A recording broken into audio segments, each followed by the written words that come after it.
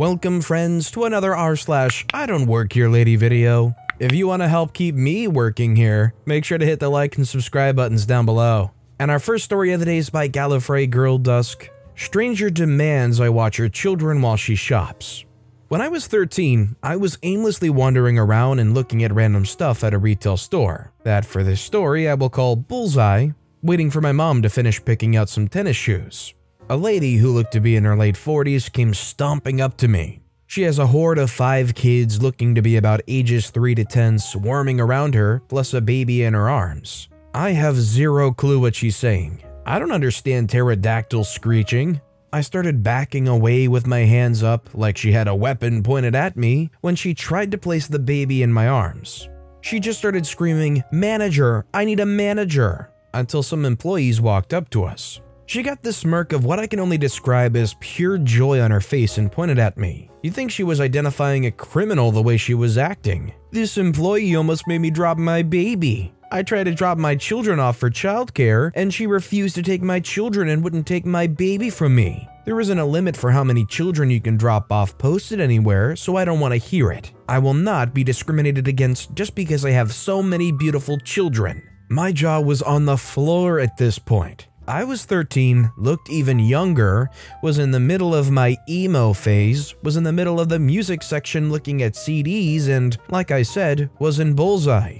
What about any of that would make someone think I was some kind of in-store daycare worker?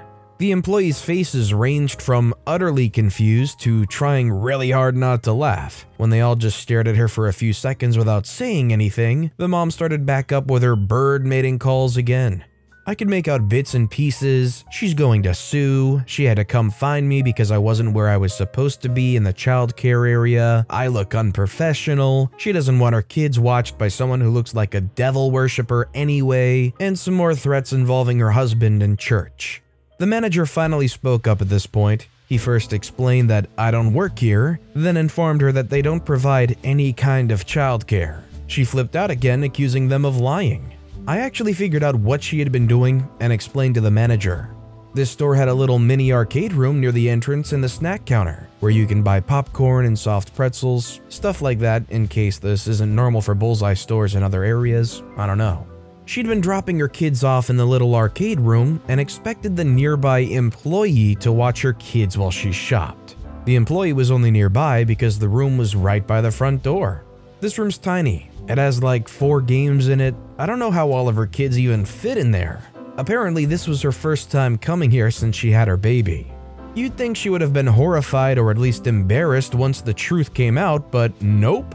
She just started yelling more and accusing the manager of trying to cover up for me since I had obviously abandoned the kids I was supposed to be watching. She said she was going to call the police and report me and the store for child endangerment, and I was so getting fired. The manager asked her to follow them so that they could take care of the situation, and while she refused at first because she wanted to be there when I was fired, she left with him when he finally lost his temper and yelled, "Ma'am, she does not work here, leave her alone." The other employees took me up to a register and offered me a $100 gift card and a lot of apologies. I tried to turn it down. It wasn't their fault and I got a great story out of it. She insisted though. From what I gathered from her, the crazy lady had apparently said a lot of horrible things about me while shrieking that I couldn't understand. My guess is that they were worried my parents would sue them or something. They called my mom to the front of the store and explained the situation to her, then gave me my gift card. Luckily for them, rather than threaten a lawsuit, my mom just laughed her butt off the whole time. I really thought she was going to pass out from lack of oxygen. She was laughing so hard at my painful experience, she could barely breathe. She was super bummed that she had missed the whole thing. In the end, as we were walking out of the store, my mom looked at me in all of my emo gear and said, "Who in the heck would try to put their newborn in your arms?" A complete stranger whose sleeves literally say, "Cut my wrist and black my eyes." I used to buy blank shirts and Sharpie my favorite song lyrics all over them. I was so cool. In conclusion, I don't know how the situation with the Mother of the Year ended, but the next time we went to Bullseye, there was a huge new sign saying, "Do not leave children unattended," by the doorway to the arcade room. It was in the exact same spot as the old sign that said the exact same thing. Only difference was that the sign was about 4 times as big. I swear my mom was hoping to run into Mrs. Hey Stranger Take My Infant because she all of a sudden needed to go to Bullseye all the time for a little while. If somebody is coming right up to you and trying to hand you a baby, do you back up? Do you try to say no? Do you just run out of there? Let me know what you think is the right thing to do in the comments down below. Our next story is by David K. Kindly Old Man in the UK Hospital. Let's set the stage. It's over 10 years ago, and I'm a college student working abroad for the summer in London, UK. As it happens, the pretty young gal I was dating in college was studying abroad in Barcelona, Spain, so we plan a trip that happens to be around my birthday. I show up, we tour the city, and overall have a grand old time for a few days beforehand. In fact, I was able to meet Picasso's son while there during an exhibit she worked on. I was an artist at the time, and it was really special of her. She really was a gem. On my actual birthday, the day before my return flight, we trope through the park Ghoul with a bottle of wine and picnic for the day. High on love and a bit of wine, I ignore the nagging sick feeling coming on, but after only an hour or so, I'm really not feeling well. The caring lass goes full medic mode, and fortunately, many helpful drugs are available without prescription in Spain. Whatever she gave me was enough to get me on my flight the next morning. But, as things often do I find during flight, things take a turn for the worst. I don't even remember getting through Heathrow Airport, but somehow I get home, but in dire straits. Fortunately, I have some flatmates who very quickly push me right out into another taxi to the hospital.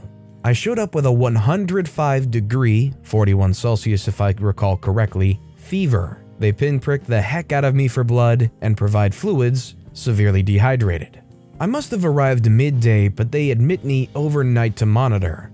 They had no idea what I was suffering from and never found out. Thankfully, by nightfall, I was feeling much closer to life than death. Overnight in the UK hospital, I'm on a lazy boy sofa chair with an IV drip in a room of probably 8 to 10 patients of all age, sex, color, and creed. A guy across from me had tried to kill himself with pills. I hear a doctor discussing this behind a privacy curtain. Next to me is a girl who doesn't speak very good English, but later gives me her number, maybe because of what happens next. Midnight, I can't sleep much overnight. The chair doesn't lie flat, the room's quiet but somewhat tense. This is before I had a smartphone, so I didn't have anything to occupy myself with besides maybe Tetris. I took to quietly walking about. Enter Gentleman. This giant 2-meter, solid 6'4", skinny older gentleman gets up and approaches me near the doorway. The gentleman says, "Excuse me, sir, but where's the bathroom?" I say, "It's out this door and right over here to your left," pointing. He says, many thanks." Time passes and I'm up again. There must have been a nurse in a corner or someone in and out occasionally, but inevitably, the same gentleman comes back over to me where I'm standing. The gentleman asks for the bathroom, but says something about his wife also, and I realize he doesn't seem to see very well. This time I take his hand, they must have removed my IV drip at some point in the night, and walk him to the bathroom. Before this happens a third time, someone else asks me something seemingly trivial about when they might get discharged, and I say I'll ask the nurse. I don't think anything of it. The third time gentleman's up for the bathroom, gentleman says something like, "What a kind young doctor you are. Many thanks. And I politely inform him that I'm not a doctor, but he doesn't seem to notice. Something seems off, so I walk back and notify nurse. She informs me that gentleman is suffering from dementia. I panic. Gentleman's alone in the bathroom, but nurse just nods that gentleman will be fine. He's high functioning and it's an understandable mistake considering. I look quizzically at her and she gestures at my body. I look down and realize I'm wearing a light green V-neck t-shirt I got in Spain and light blue pants. I'm virtually a shoo-in for hospital staff. Oh, I hope gentleman's okay wherever he is, and the guy across, and the girl. I hope they're all okay, wherever they are. What's great about this story is not the circumstances, it's that OP was willing to take this gentleman by the hand when they had absolutely no obligation to. OP seems like a great person. Our next story is by Ributron. How to shake hands with 3 world leaders in less than a minute with no security credentials. Back in '89, Natashin was sworn in as Canada's new Governor General, Canadian envoy to the Crown.